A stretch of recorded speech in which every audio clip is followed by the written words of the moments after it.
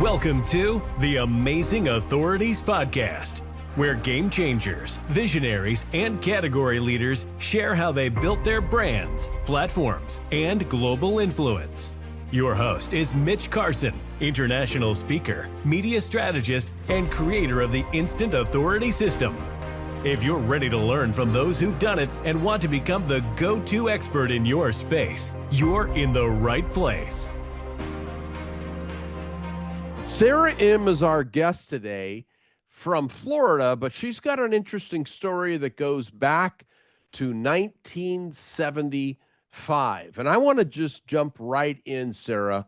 What was it about that year that is worth sharing? Yeah, that year is my life was turned upside down. I left my family from Battambang, which is another province, and I went to Phnom Penh, the capital city, to attend college. That's a few months back. And then when 1975 in April, the communist regime took over our country. Right. They came in the military, tank and truck and soldiers, big gun and all that. It was very scary. And immediately they shut down the country. This is Cambodia. Cambodia. Well, And go ahead. when they shut down the country, they also evacuate people from the city. So they don't want anybody to live in the city. This group is very strange. They want everybody to go to the field, the rice field, the countryside. They hate people from the city. What was their issue? What I mean, it was disruptive. What was their whole propaganda? Well, they think that the people in the city are very corrupted, and there's a lot of inequality. There's rich people, there's poor people, and they don't like that, and they want to turn to communism where everybody is equal. So that's their propaganda. There's no more too rich, no more too poor people, and that's what happened.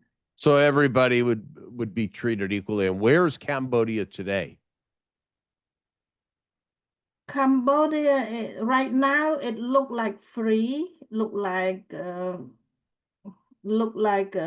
democratic. Yeah. Yeah. But the dictator was ruling for over 40 years. One person ruling the country over 40 years. And he didn't want to let anybody else win the election. So the election was rigged. Okay, kind of like Cuba was with Fidel Castro. Yeah. Very similar. So Sara, you've written a book. Share with us about your book. Please show us your book. This is my book. It's called How I Survived the Killing Fields, a story of hope, love, and determination. It's my memoir. I describe my journey from a young child until I arrived in the United States. And why did you write the book? Was it a catharsis? Was it a way of healing yourself? No. Well, I wait until I was healed. I wait 35 years before I wrote my book. So I'm not angry, I'm not bitter when I start writing. I was calm and peaceful, and I'm ready to share my story. Just want to let the world know what happened to Cambodian people and what happened to, when the communists take over. So I don't want to see any country suffer like Cambodia anymore. So that's one reason I wrote the book. And another reason I wrote was that um, I heard about people commit suicide, Mm. and I just couldn't believe my ear, because I thought that United States is it's amazing that when everybody in the world dreaming to come to live here, and why people in United States still not happy. So that's a reason I wrote, to tell them that, life is not always easy. There will be problem, challenge, and all kind of problem. So if they know that there are problem in life, then when they get into the problem, they don't kill themselves because of that problem. So just to say it broadly, um, when people never experience any hardship, and when they they come to realize that their life is too hard, they think that that's the worst. They think that nothing else is worse than that. But they didn't know that other people in other country or other situation suffer much, much more than that. So when they know that life is suffering, when they know that you don't expect everything is smoothly rosy all the time, then the urge of taking their own life is less. Well, you survived some, I mean, uprooted your life. What was your journey after you left? I guess you came here under not the best of circumstances to the United States. Did you come alone? Did you come with your family? What was your story? After I survived the 4 years in the regime, I found my family again. In 1975, when they shut down the country, I was separated from my family. I cannot go home because there's no transportation. So, and then I was taken, pushed me down till, and finally they put me in the work camp, a rice field. They pushed me to work to the extreme. I worked very hard, long hour under the intense hot sun, every day, 7 days a week, 16 hours a day, with very little food, very little time to rest, no rest time, but very little time to sleep. So I become very sick and exhausted and starved, and I I become like a walking skeleton. I was 21 to start with, but by the end of 4 years, I look like 95. Wow. So they abused the people. So Yeah. what changed to where you escaped that? I mean, you were so then what happened? I escaped at the end of 4 years. I escaped, but I found out after I escaped, I found out that the whole country had been liberated. Had been liberated a few months before I ever get out. So then I realized, if I did not escape, I was probably still in the jungle with them until now. But thank goodness, something urged me to escape. I risked my life with a few of my friends. I had my friend come along with me because I cannot do it myself. I was too frail, too skinny. So I grabbed two couple of my friends to come with me, and they did. And finally, I found my family And then my mother pampered me with good food, good nutrition, everything. So I like recover. After a year of pampering, I recover. But the country was very it totally destroyed. There's no infrastructure. There's nothing left after 4 years. What So did how did you survive? I mean, I can't even relate to that because I come from America and have always been provided for. I've never been hungry to make money and do different things, but never where I didn't have food. You were in the most horrible conditions, I would say. And you said you went frail and you were working in a rice field. Oh my gosh. And then after that, what did your family do to survive in war-torn environment like that? yeah, my family experienced similar to me. My brother was taken away from my mom and dad to put Hmm. in the work camp just like me. Hmm. And my younger brother, like 10 years old and 6 years old, they put in a different place. It's just like a destroying the family. Uh, and they give us food, a little, uh, Okay. very little with no nutrition.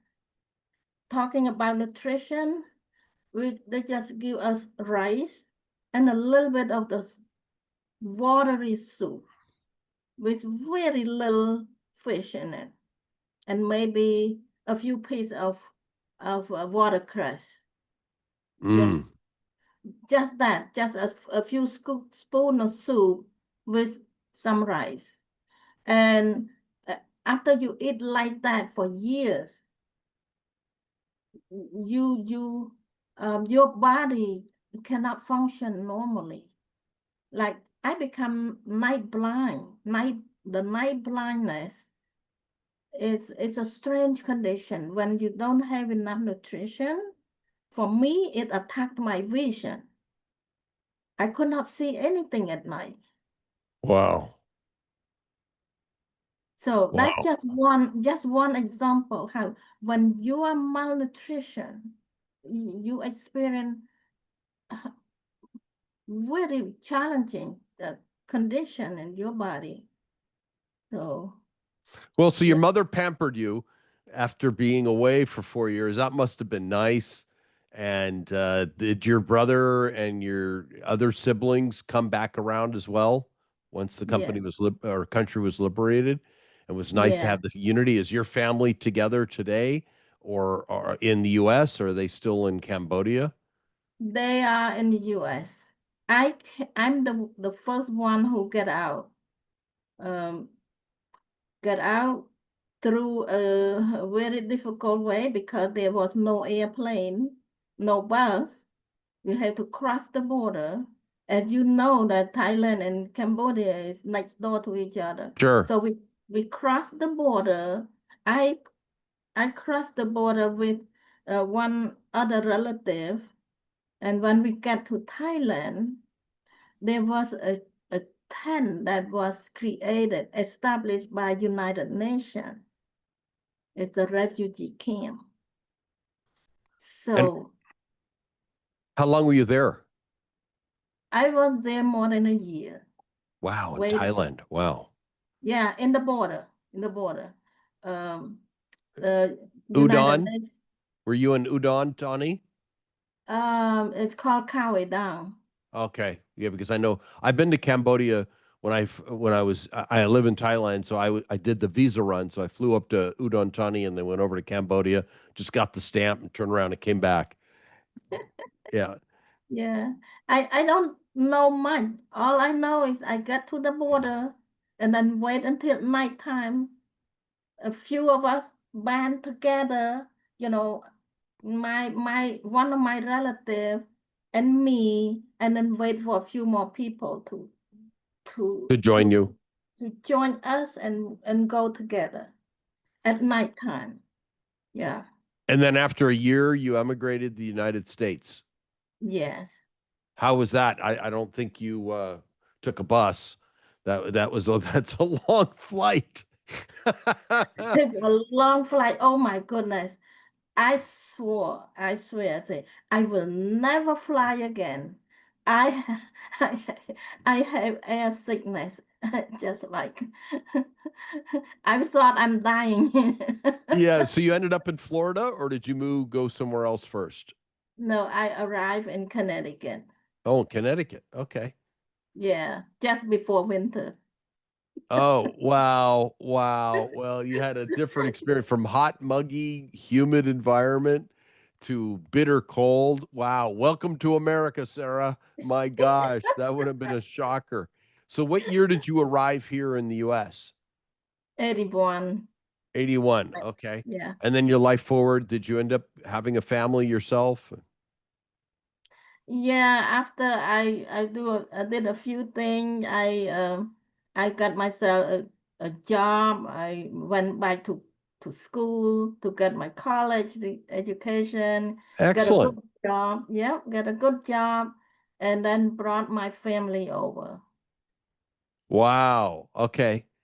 You brought your Yeah. family. That's such a great story. So you're able to who came first? My mom and my three brothers, they all came together, but the application, for some reason, they split. My brother, who is married with two little children, they came in as a one family, Okay. and then my mom and my youngest brother came a little later, a couple months later. Yeah. And are they still close to you now? Well, they are still in Connecticut, and my mom lived with me for 13 years, and I was a caregiver until she passed away. Right. And then Yeah. how did you end up in Florida? Well, my husband retired and he always want to live in Florida. So after he retired, he came to Florida. We came to Florida. That's 20 years ago. Okay. And do you prefer that over the cold of Connecticut? I like Florida. I like everywhere. Everywhere I like a certain thing. And in New England, I like the season. But I don't like snow. In Florida, I like everything except the hurricane. Well, I get it. So what will people take away from your book? What are some of the benefits of reading or buying your book and then reading it, of course? They get inspired, first of all. They see how somebody go through such an ordeal and still survive. And I wrote about my thinking, about the reasoning why I keep moving forward. Mm. And it's about my love for my family, my faith, and the hope that I always have a glimpse of hope that something is going to change. Going through the hardest time in my life that I will almost die many times, and I thought something is going to change. It might be better. It will be better. So I keep telling myself, and I believe that it will be better. Well, And that's great. yeah. And and where can people buy your book and get in touch with you to learn about maybe booking you as a virtual speaker to share your story? Yes. My book is available on my website. It's called saraim.com. SARAIM.com/book. And my first book is about my life journey in Cambodia. And I have a couple more books that I collaborate with other authors. We wrote about a certain topic and I contribute a chapter. Okay. So So you're part of anthologies. Okay, great. Anthology, yeah. Oh yeah, sure. That's I'm in a few of those as well. It's been helpful. It's a good stepping stone to write your own book Mhm. and do that. Well, that's fantastic. Well, Sarah, I'm sure this has been an inspiration for our listeners today. I appreciate you as a guest. And SarahM.com is where they can learn about you, book you as a speaker to contribute and share, and / book is where they can get your book. Is it available on Amazon or just on your website? Just on my website. Okay. Well, great. Yeah. Well, Sarah, thank you very much for your time today. And you have inspired people that have gone through the ups and downs of life. You can still continue. Would that be a summary of your message? It's like you That's can, a summary. Yeah, yeah. We have to have hope. We have to have love in our heart. We have to have faith. We believe in ourselves. Believe that God is there to help you. And okay. Yeah. And all those things combined have made you who you are, and you're still out there contributing and helping people, I would imagine. Are you involved in any charity work? yes, yes. I'm part of the a board of a nonprofit, and I also part of the fundraising for nonprofit. One of the organization that I'm working diligently with, it's called Better Livings for Seniors. Oh, well, great. Well, I'm a member of that. I'm a senior as well. So I just keep charging forward, just like you. Well, Sarah, you've been a great contribution today, and I thank you very much for your time. And I'll Thank certainly you. have you on. I mean, get another book written. We'll have you on again as a guest. Awesome. Thank you so much, Mitch, for inviting me, and I enjoy our conversation. Likewise.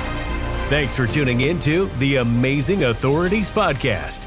If today's episode inspired you, take a moment to subscribe, rate, and leave a review. It helps more experts like you rise to the top. For behind-the-scenes access and free resources to boost your authority, head to MitchCarson.com. Until next time, stay amazing.